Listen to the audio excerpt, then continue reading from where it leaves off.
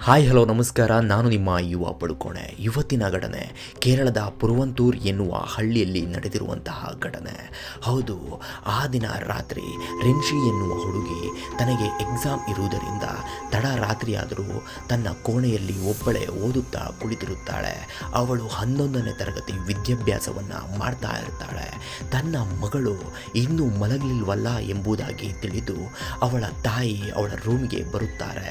ಮಲಗು ಎನ್ನುವುದಾಗಿ ತನ್ನ ಮಗಳಿಗೆ ಹೇಳುತ್ತಾರೆ. ಅದಾದ ನಂತರ ರಿನ್ಷಿ, ಇಲ್ಲ ಅಮ್ಮ, ನಾಳೆ ನನಗೆ ಎಕ್ಸಾಮ್ ಇದೆ, ನಾಳೆ ಬೆಳಿಗ್ಗೆ ನನಗೆ 5 ಗಂಟೆಗೆ ನನ್ನನ್ನು ಎಬ್ಬಿಸು ಎನ್ನುವುದಾಗಿ ತನ್ನ ತಾಯಿಗೆ ಹೇಳುತ್ತಾಳೆ. ಅದಾದ ನಂತರ ತಾಯಿ ಅವರ ರೂಮ್ಗೆ ಹೋಗ್ತಾರೆ. ಅದಾದ ನಂತರ ರಿನ್ಷಿ ಕೂಡ ಸ್ವಲ್ಪ ಹೊತ್ತು ಓದಿಕೊಂಡು ಪಠ್ಯ ಪುಸ್ತಕವನ್ನೆಲ್ಲ ಮುಚ್ಚಿಟ್ಟು ಅವಳು ಬಾಗಿಲನ್ನು ಹಾಕದೆ ಮಲಗುತ್ತಾಳೆ. ಮರುದಿನ ಬೆಳಿಗ್ಗೆ 4:15 ಅವಳ ತಾಯಿ ಎದ್ದಿರುತ್ತಾರೆ. ನಂತರ ತನ್ನ ಮಗಳಿಗೆ ಟೀಯನ್ನು ಮಾಡಿಕೊಂಡು ಅವಳ ರೂಮಿನ ಕಡೆಗೆ ಹೋಗುತ್ತಾರೆ. ಲೈಟ್ ಎಲ್ಲನೂ ಆಫ್ ಆಗೇ ಇರುತ್ತೆ. ಹೌದು, ನಂತರ ಲೈಟನ್ನು ಹಾಕುತ್ತಾರೆ. ಹಾಕಿ ನೋಡಿದಾಗ ತನ್ನ ಮಗಳು ವಿಚಿತ್ರವಾಗಿ ಮಲಗಿದ್ದಾಳಲ್ಲ ಎಂಬುದಾಗಿ ದೂರದಿಂದಲೇ ನೋಡುತ್ತಾರೆ. ನಂತರ ಹತ್ತಿರ ಹೋಗುತ್ತಾರೆ. ಹತ್ತಿರ ಹೋಗಿ ನೋಡಿದಾಗ ರಿನ್ಷಿಯ ಮೈ ಮೇಲೆ ಯಾವುದೇ ಬಟ್ಟೆಗಳು ಇರಲ್ಲ, ಎಲ್ಲವೂ ಅಸ್ತವ್ಯಸ್ತವಾಗಿರುತ್ತೆ. ಅಲ್ಲದೆ ಅವಳ ಕೈಕಾಲು ಎಲ್ಲವೂ ಕೂಡ ಅಗಲವಾಗಿರುವಂತಹ ಸ್ಥಿತಿಯಲ್ಲೇ ಇರುತ್ತೆ. ಇದನ್ನು ನೋಡಿ ಗಾಬರಿಯಾದ ತಾಯಿ ಅವಳನ್ನು ಎಬ್ಬಿಸಲು ಮುಂದಾಗ್ತಾರೆ. ಆದರೆ ರಿನ್ಷಿಯ ದೇಹ ಸಂಪೂರ್ಣ ತಣ್ಣಗಾಗಿರುತ್ತೆ. ಇದರಿಂದ ಗಾಬರಿಗೊಂಡ ಆ ತಾಯಿ ತನ್ನ ಗಂಡನನ್ನು ಕರೀತಾಳೆ. ಅಲ್ಲಿಗೆ ಬಂದ ರಿನ್ಷಿಯ ತಂದೆ ಏನಾಯಿತು ಎಂದು ನೋಡುತ್ತಾರೆ. ಅಲ್ಲಿಗೆ ಅವಳ ಉಸಿರೇ ನಿಂತಿರುತ್ತೆ. ಇದರಿಂದ ಗಾಬರಿಗೊಂಡ ಅವರಿಬ್ಬರೂ ಕೂಡ ಪೊಲೀಸರಿಗೆ ಕಾಲ್ ಮಾಡ್ತಾರೆ. ಅಷ್ಟರಲ್ಲಿ ಮನೆಯ ಸುತ್ತಮುತ್ತ ಎಲ್ಲ ಜನರು ಸೇರಿರುತ್ತಾರೆ. ನಂತರ ಪೊಲೀಸರು ಬರುತ್ತಾರೆ. ಪೊಲೀಸರು ಬಂದ ತಕ್ಷಣ ರಿನ್ಷಿಯ ತಂದೆ ಬೀಜು ಥಾಮಸ್ ಒಮ್ಮೆಲೆ ಎದ್ದು ನಿಲ್ಲುತ್ತಾರೆ. ಎಲ್ಲಿ ನಿಮ್ಮ ಮಗಳ ಕೋಣೆ ಎಂಬುದಾಗಿ ಕೇಳ್ತಾರೆ. ನಂತರ ಆ ಕೋಣೆಯ ಒಳಗೆ ಹೋಗಿ ನೋಡ್ತಾರೆ. ಅವಳ ಮೃತ ದೇಹದ ಮುಂದೆ ಆ ತಾಯಿಯ ಆಕ್ರಂದನ. ಹೌದು, ಅದಾದ ನಂತರ ಪೊಲೀಸರು ತಮ್ಮ ಕೆಲಸಗಳನ್ನು ಶುರು ಮಾಡ್ತಾರೆ. ಇಡೀ ಕೋಣೆಯನ್ನು ಸಂಪೂರ್ಣವಾಗಿ ಪರಿಶೀಲಿಸುತ್ತಾ ಹೋಗ್ತಾರೆ. ಅವಳ ದೇಹದ ಮೇಲೆ ಸಿಗುವಂತಹ ಕುರುಹುಗಳು, ರಿನ್ಷಿಯ ಕುತ್ತಿಗೆಯ ಭಾಗದಲ್ಲಿ ಬಲವಾದ ಮಾರ್ಕ್ ಇತ್ತು. ಅಲ್ಲದೆ ಅವಳ ಕತ್ತಿನಲ್ಲಿ ಇರುವ ಚಿನ್ನದ ಸರ ಕೂಡ ಕಾಣಿಸ್ತಾ ಇರಲ್ಲ ಎಂಬುದಾಗಿ ಅವರು ತಿಳಿಸಿರ್ತಾರೆ. ನಂತರ ಅವಳ ದೇಹದ ಮೇಲೆ ಸಿಗುವಂತಹ ಎಲ್ಲ ಮಾರ್ಕ್ಗಳು, ಆ ರೂಮಿನಲ್ಲಿ ಸಿಕ್ಕಿರುವಂತಹ ಎಲ್ಲ ಬೆರಳಚ್ಚುಗಳನ್ನು ಪರಿಪೂರ್ಣವಾಗಿ ಕಲೆ ಹಾಕಿ ಫಾರೆನ್ಸಿಕ್ಗೆ ಕಳಿಸುತ್ತಾರೆ. ಹೌದು, ಅದಾದ ನಂತರ ಫಾರೆನ್ಸಿಕ್ ರಿಪೋರ್ಟ್ ಕೂಡ ಬರುತ್ತೆ. ಎಲ್ಲ ಕಡೆ ಇರುವ ಬೆರಳಚ್ಚುಗಳು, ಅಂದರೆ ಆ ರೂಮಿನ ಬಾಗಿಲಿನಲ್ಲಿ ಆಗಿರಬಹುದು ಅಥವಾ ಅವಳ ಬಾಡಿಯ ಮೇಲೆ ಇದ್ದಿರುವಂತಹ ಬೆರಳಚ್ಚು ಆಗಿರಬಹುದು, ಎಲ್ಲವೂ ಕೂಡ ಅವಳ ತಂದೆ ತಾಯಿಯದ್ದೇ ಆಗಿರುತ್ತೆ. ಈ ಆಧಾರದ ಮೇಲೆ ಪೊಲೀಸರಿಗೆ ಯಾವುದೇ ತರಹ ಪ್ರಶ್ನೆ ಮಾಡಲು ಕೂಡ ಸಾಧ್ಯವಾಗುವುದಿಲ್ಲ. ಅದಲ್ಲದೆ ರಿನ್ಷಿಯ ಕೋಣೆಯ ಒಳಗಡೆ, ಅವಳು ಮಲಗಿರುವ ಬೆಡ್ಡಿನ ಕೆಳಗಡೆ ಅವಳ ತಂದೆ ಆಟೋ ಚಾಲು ಮಾಡುವಂತಹ ಒಂದು ಹಗ್ಗ ಕೂಡ ಬಿದ್ದಿರುತ್ತೆ. ನಂತರ ಪೊಲೀಸರು ಆ ಕೋಣೆಯ ಒಳಗೆ ಇನ್ನೊಂದು ಬಾಗಿಲಿರುವುದನ್ನು ನೋಡುತ್ತಾರೆ. ಹೌದು ವೀಕ್ಷಕರೇ, ಅದರ ಮೇಲಿರುವ ಬೆರಳಚ್ಚಿನ ಗುರುತುಗಳನ್ನು ಕೂಡ ತೆಗೆದುಕೊಂಡು ಹೋಗ್ತಾರೆ. ಅದರ ಫಾರೆನ್ಸಿಕ್ ರಿಪೋರ್ಟ್ ಕೂಡ ಬರುತ್ತೆ. ಅಲ್ಲಿಗೆ ಸ್ಪಷ್ಟನೆ ಆಗುತ್ತೆ, ಈ ಎಲ್ಲ ಬೆರಳಚ್ಚುಗಳು ಕೂಡ ಅವರ ಪೋಷಕರದ್ದೇ ಆಗಿರುತ್ತೆ ಎಂಬುದಾಗಿ. ಇಲ್ಲಿಗೆ ಪೊಲೀಸರಿಗೆ ಸಣ್ಣ ಅನುಮಾನ ಅವರ ಪೋಷಕರ ಮೇಲೆ ಆಗಿರುತ್ತೆ. ಅದಾದ ನಂತರ ತಕ್ಷಣ ಅವರ ತಂದೆ ತಾಯಿಯನ್ನ ವಿಚಾರಿಸಲು ಶುರು ಮಾಡುತ್ತಾರೆ. ರಿನ್ಷಿಯ ತಂದೆಯ ಹತ್ತಿರ, ನೀವು ಆಟೋ ಚಾಲು ಮಾಡುವಂತಹ ಈ ಹಗ್ಗ ಇವಳ ಬೆಡ್ ಕೆಳಗಡೆ ಹೇಗೆ ಬಂತು ಹೇಳಿ ಎಂಬುದಾಗಿ ಪ್ರಶ್ನೆ ಮಾಡುತ್ತಾರೆ. ಅದಕ್ಕೆ ರಿನ್ಷಿಯ ತಂದೆ ಬೀಜು ಥಾಮಸ್, ಗೊತ್ತಿಲ್ಲ ಸರ್, ನನಗೆ ಇಲ್ಲಿ ಹೇಗೆ ಬಂದಿದೆ ಈ ಹಗ್ಗ ಎಂಬುದು ನನಗೆ ತಿಳಿದಿಲ್ಲ ಎಂಬುದಾಗಿ ಉತ್ತರ ಕೊಡ್ತಾರೆ. ಈ ಒಂದು ಉತ್ತರ ಪೊಲೀಸರಿಗೆ ಇನ್ನೂ ಅನುಮಾನವನ್ನು ಹೆಚ್ಚು ಮಾಡುತ್ತದೆ. ನಂತರ ರಿನ್ಷಿಯ ದೇಹದ ಮೇಲೆ ಹಾಗೂ ಅವಳ ಬಟ್ಟೆ ಮೇಲೆ ಸಿಕ್ಕಿರುವಂಥ ಸೆಮನ್ ಸ್ಯಾಂಪಲ್ಗಳಿಗೂ ಹಾಗೂ ರಿನ್ಷಿಯ ತಂದೆಯ DNA-ಗೂ ಇದನ್ನು ಮ್ಯಾಚ್ ಮಾಡಲು ಹೋಗುತ್ತಾರೆ. ಆದರೆ ಅದು ಮ್ಯಾಚ್ ಆಗುತ್ತಿರಲಿಲ್ಲ. ಅಲ್ಲಿಗೆ ಪೊಲೀಸರಿಗೆ ಸ್ಪಷ್ಟವಾಗುತ್ತೆ, ಇಲ್ಲಿ 3ನೇ ವ್ಯಕ್ತಿ ಇದ್ದಾನೆ ಎಂಬುದಾಗಿ. ಹೌದು ವೀಕ್ಷಕರೇ, ಹಾಗೆ ದಿನ ಕಳೆದಂತೆ 4 ತಿಂಗಳುಗಳಾದರೂ ಕೊಲೆಗಾರ ಪತ್ತೆ ಹಚ್ಚಲು ಪೊಲೀಸರ ಹತ್ತಿರ ಆಗುವುದಿಲ್ಲ.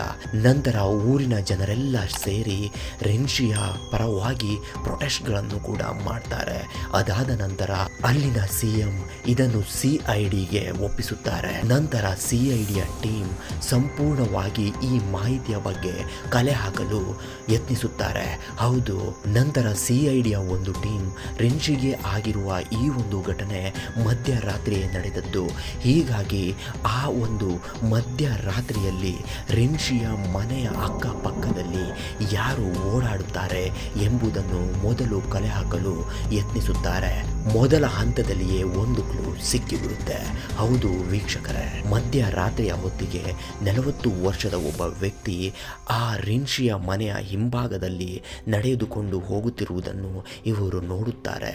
ಹಾಗೆಯೇ ಸ್ವಲ್ಪ ಸಮಯ ಕಾದು ಆತನನ್ನು ಹಿಂಬಾಲಿಸುತ್ತಾರೆ. ನಂತರ ತಿಳಿಯುತ್ತೆ, ರಿನ್ಶಿಯ ಮನೆಯ ಹಿಂಭಾಗದಲ್ಲೇ ಒಂದು ಚಿಕ್ಕ ಗುಡಿಸಲಿದೆ. ಅಲ್ಲಿ 30ರ ಹರೆಯದ ಒಬ್ಬಳು ಮಹಿಳೆ ವಾಸವಾಗಿರ್ತಾಳೆ. ಈ ಒಬ್ಬ ವ್ಯಕ್ತಿ ಅವಳ ಮನೆಗೆ ಹೋಗಿ ಬರುತ್ತಿದ್ದ.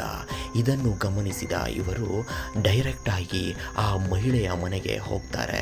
ಆಗ ತಿಳಿಯುತ್ತೆ ಅವರಿಬ್ಬರಿಗೂ ಸಂಬಂಧ ಇರುವುದು. ಹೌದು ವೀಕ್ಷಕರೇ, ಆ 40 ವರ್ಷದ ವ್ಯಕ್ತಿಯ ಹೆಸರು ಸುನಿಲ್ ಕುಮಾರ್. ಹೌದು, ಆತನಿಗೂ 30 ವರ್ಷದ ಆ ಮಹಿಳೆಗೂ ಸಂಬಂಧ ಇರುವುದು ಖಚಿತವಾಗುತ್ತದೆ. ನಂತರ ತಡ ಮಾಡದೆ ಪೊಲೀಸರು ಆ ಮಹಿಳೆಯನ್ನು ಮೆಡಿಕಲ್ ಚೆಕಪ್ಗೆ ಕರೆದುಕೊಂಡು ಹೋಗ್ತಾರೆ. ಹೌದು, ನಿಮಗೆಲ್ಲ ಅನಿಸ್ತಾ ಇರಬಹುದು ಆ ಮಹಿಳೆಯನ್ನು ಮೆಡಿಕಲ್ ಟೆಸ್ಟ್ ಮಾಡಿದರೆ ಏನು ಸಿಗುತ್ತೆ ಅಂತ. ಆ ಹಿಂದಿನ ದಿನ ರಾತ್ರಿ ಅವರಿಬ್ಬರ ನಡುವೆ ಲೈಂಗಿಕ ಸಂಪರ್ಕ ಆಗಿದ್ದರೆ ಅವಳ ದೇಹದ ಮೇಲೆ ಅಥವಾ ಅವಳ ಬಟ್ಟೆಯ ಮೇಲೆ ಆತನ ಸೆಮನ್ ಸಿಕ್ಕಿದ್ದರೂ ಸಿಗಬಹುದಲ್ವಾ. ಹೌದು, ಅದರ ಆಧಾರದ ಮೇಲೆ ಅವರು ಅವಳನ್ನು ಮೆಡಿಕಲ್ ಟೆಸ್ಟನ್ನು ಮಾಡಿಸ್ತಾರೆ. ಅಲ್ಲಿ ಸಿಕ್ಕಿರುವಂಥ ಸೆಮನ್ನ ಹಾಗೂ ಮೊದಲೇ ಸಿಕ್ಕಿರುವಂಥ ಸೆಮನ್ಗೂ ಮ್ಯಾಚನ್ನು ಮಾಡ್ತಾರೆ. ಅಲ್ಲಿಗೆ ಈ 2 ರಿಪೋರ್ಟ್ಗಳು ಮ್ಯಾಚ್ ಆಗಿ ಬರುತ್ತೆ. ಹೌದು, ನಂತರ ಪೊಲೀಸರು ತಡ ಮಾಡದೆ ಡೈರೆಕ್ಟ್ ಆಗಿ ಸುನಿಲ್ ಅವನ ಮನೆ ಹತ್ತಿರ ಹೋಗಿ ಆತನನ್ನು ಕರೆದುಕೊಂಡು ಬರುತ್ತಾರೆ. DNA ಟೆಸ್ಟ್ಗೆ ಒಳಪಡಿಸುತ್ತಾರೆ. ಆಗ ಸಂಪೂರ್ಣವಾಗಿ ದೃಢಪಡುತ್ತೆ ಈತನೇ ಕೊಲೆಗಾರ ಎಂಬುದು. ಹೌದು, ಆ ಒಂದು ರಿಪೋರ್ಟ್ಗಳಲ್ಲಿ 100ಕ್ಕೆ 100 ಮ್ಯಾಚ್ ಆಗಿರುತ್ತೆ. ನಂತರ ವೀಕ್ಷಕರೇ, ಅವರ ಸ್ಟೈಲಲ್ಲಿಯೇ ಆತನನ್ನು ಬಾಯಿಯನ್ನು ಬಿಡಿಸ್ತಾರೆ. ಈತ ತಡ ಮಾಡದೆ ಎಲ್ಲ ವಿಚಾರಗಳನ್ನು ಒಪ್ಪಿಕೊಳ್ಳುತ್ತಾನೆ. ಹೌದು ವೀಕ್ಷಕರೇ, ಈತ ಒಬ್ಬ ನೀಚ ಕಾಮುಕನೇ. ಹೌದು ವೀಕ್ಷಕರೇ, ಈ ಸುನಿಲ್ ರಾವ್ ಎನ್ನುವವನಿಗೆ ರಿನ್ಶಿ ಮನೆಯ ಹಿಂಭಾಗದಲ್ಲಿ ಸ್ವಲ್ಪ ಜಾಗ ಇವನದಾಗಿರುತ್ತೆ. ದಿನಾಲೂ ಆತ ಆ ಒಂದು ಜಾಗಕ್ಕೆ ಹೋಗಿ ತನ್ನ ಜಾಗವನ್ನೆಲ್ಲ ಸ್ವಚ್ಛಗೊಳಿಸುತ್ತಾ ಕೆಲಸವನ್ನ ಮಾಡುತ್ತಲೇ ಇರುತ್ತಾನಂತೆ. ಅಲ್ಲದೆ ಒಂದು ದಿನ ರಿನ್ಶಿ ತನ್ನ ಮನೆಯಿಂದ ಹೊರಗಡೆ ಬಂದಿರುವುದನ್ನು ಈತ ನೋಡಿರುತ್ತಾನೆ. ಆಗ ಈತನ ಮನಸ್ಸಿನಲ್ಲಿ ಹುಟ್ಟಿದ್ದು ನಾನು ಅವಳನ್ನ ಅನುಭವಿಸಲೇಬೇಕು ಎಂಬ ಕಾಮ. ಹೌದು, ಇದರಿಂದ ಈತ ದಿನಾಲೂ ಅವಳ ಮನೆಯ ಚಟುವಟಿಕೆಗಳನ್ನು ಗಮನಿಸುತ್ತಿದ್ದನಂತೆ. ಹೌದು ವೀಕ್ಷಕರೇ, ಆ ದಿನ ತಡರಾತ್ರಿ ಎಲ್ಲರೂ ಮಲಗಿ ಆ ಮನೆಯ ಲೈಟ್ ಆಫ್ ಆಗುವವರೆಗೂ ಆತ ಅವಳ ಮನೆಯ ಹಿಂದೆ ಅಡಗಿ ಕೂತಿದ್ದಾನಂತೆ. ಅದಾದ ನಂತರ ರಿನ್ಶಿಯ ರೂಮ್ಗೆ ಇನ್ನೊಂದು ಬಾಗಿಲು ಇರುವುದು ಕೂಡ ಈತನಿಗೆ ಸ್ಪಷ್ಟವಾಗಿ ತಿಳಿದಿತ್ತಂತೆ. ನಂತರ ಆ ಒಂದು ಬಾಗಿಲಿನ ಮೂಲಕ ಈತ ಅವಳ ರೂಮಿನ ಒಳಗಡೆ ನುಗ್ಗಿರುತ್ತಾನಂತೆ. ನುಗ್ಗಿದ ತಕ್ಷಣ ಆ ಒಂದು ಶಬ್ದಕ್ಕೆ ರಿನ್ಶಿ ಎಚ್ಚರವಾಗಿ ಎದ್ದು ಗಾಬರಿಯಿಂದ ಲೈಟನ್ನು ಆನ್ ಮಾಡಿದಾಗ ಅವಳು ನೋಡಿದ್ದು ಈ ಕಾಮುಕನನ್ನೇ. ಅವಳು ಗಾಬರಿಯಿಂದ ಕಿರುಚುತ್ತಾಳೆ ಎಂಬುದಾಗಿ ತಿಳಿದು ಈತ ಅವಳ ಕತ್ತನ್ನು ಹಿಸುಕಿ ಅವಳ ಮೇಲೆ ಕೂತು ಅವಳನ್ನು ಉಸಿರುಗಟ್ಟಿಸಿ ಕೊಲ್ಲುತ್ತಾನಂತೆ ವೀಕ್ಷಕರೇ. ಹೌದು, ಅದಾದ ನಂತರ ಅವಳ ಮೇಲೆ ಲೈಂಗಿಕ ಸಂಪರ್ಕವನ್ನು ಮಾಡ್ತಾನಂತೆ. ಅಲ್ಲಿಗೆ ಹೋಗುವ ಮೊದಲೇ ಕೈಗಳಿಗೆ ಗ್ಲೌಸನ್ನು ಹಾಕಿದ್ದ, ಕಾಲಿಗೆ ಸಾಕ್ಸನ್ನು ಕೂಡ ಹಾಕಿಕೊಂಡೇ ಈ ಒಂದು ಕೃತ್ಯವನ್ನು ಎಸಗಿದೆ ಎನ್ನುವುದಾಗಿ ಆತ ಹೇಳುತ್ತಾನೆ. ಕೊನೆಗೂ ಆ ಕಾಮುಕ ರಿನ್ಶಿಯ ಜೀವನವನ್ನೇ ಹಾಳು ಮಾಡಿ ಲೋಕಕ್ಕೆ ಕಳುಹಿಸಿಬಿಟ್ಟ. ಇಷ್ಟೆಲ್ಲ ನಡೆದದ್ದು ರಿನ್ಶಿಯ ಕೋಣೆಯ ಆ ಬಾಗಿಲು ಸರಿ ಇಲ್ಲದೆ ಇರುವುದರಿಂದ. ಹೌದು ವೀಕ್ಷಕರೇ, ಆ ಒಂದು ಬಾಗಿಲು ಸರಿಯಾದ ಚಿಲಕವನ್ನು ಹೊಂದಿರಲಿಲ್ಲವಂತೆ. ಆದ ಕಾರಣ ಆತ ಈ ಒಂದು ಕೃತ್ಯವನ್ನು ಎಸಗಲು ತುಂಬ ಈಸಿಯಾಗಿ ಆಗಿದೆ. ಹೌದು, ಇದರಿಂದ ತಿಳಿಯುವುದು ಒಂದೇ, ಇಂತಹ ಕಾಮುಕರು ನಮ್ಮ ಸುತ್ತಮುತ್ತಲೂ ಎಷ್ಟೋ ಜನ ಇದ್ದಾರೆ. ದಯವಿಟ್ಟು ನಿಮ್ಮ ಮನೆಯ ಎಲ್ಲ ಬಾಗಿಲುಗಳನ್ನು ಸರಿಯಾಗಿ ಲಾಕ್ ಮಾಡಿಕೊಳ್ಳಿ. ದಯವಿಟ್ಟು ಈ ಘಟನೆ ಮತ್ತೆ ನಮ್ಮ ಸುತ್ತಮುತ್ತಲಿನ ಮನೆಗಳಲ್ಲಿ ನಡೆಯಬಾರದು ಎಂಬುದು ನನ್ನ ಒಂದು ಆಶಯ. ಇಲ್ಲಿಗೆ ಇವತ್ತಿನ ಸ್ಟೋರಿ ಮುಗಿಸ್ತಾ ಇದ್ದೀನಿ. ನಿಮ್ಮ ಅಭಿಪ್ರಾಯವನ್ನು ಕಾಮೆಂಟ್ ಸೆಕ್ಷನ್ನಲ್ಲಿ ಹಾಕಿ. ಮತ್ತೆ ಸಿಗ್ತೀನಿ ಇನ್ನೊಂದು ಇಂಟ್ರೆಸ್ಟಿಂಗ್ ಟಾಪಿಕ್ಸೊಂದಿಗೆ. ನಿಮ್ಮ ಯುವ ಪಡುಕೋಣೆ. ನಮ್ಮ ಚಾನಲನ್ನು ಇನ್ನು ಸಬ್ಸ್ಕ್ರೈಬ್ ಮಾಡದಿದ್ದರೆ ದಯವಿಟ್ಟು ಸಬ್ಸ್ಕ್ರೈಬ್ ಮಾಡಿ. Thank you. Love you all. ಧನ್ಯವಾದಗಳು.